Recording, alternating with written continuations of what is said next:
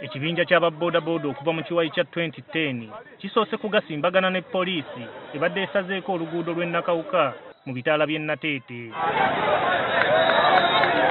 Waliwo takisi ababoodaboda bano gye bakkidde ne bayiwa endabirwamu wabula nga poliisi ebadde etunula butunuzi.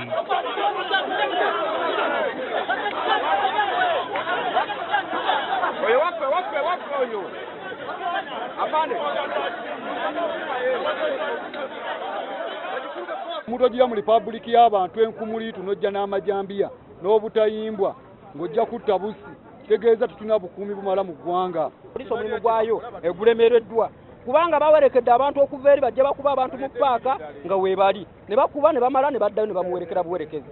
Bapaakinga ku kkubo ku maini ate bo tebalina basasula ate nga akamotoka ako katwala abantu 6.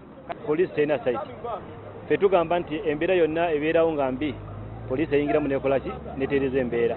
Kino kyogamba nti poliisi eri ku saidi ya bodaboda si kituufu.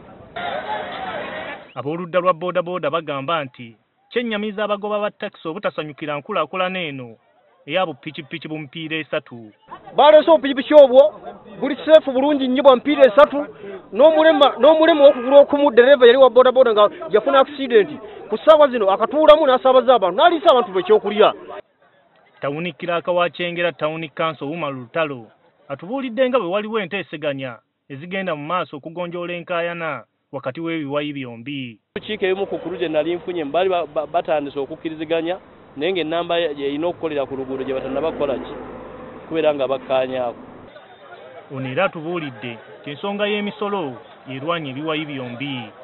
Nga ntegeeza abatukutuku mbagamba mukwagale n'obukulembeze buno olw'okuba mbali balina ttenda balina ensonga naye mba mukkiriziganyiza nti tukutuku esasule ssente mmeka tetukirinaako buzibu.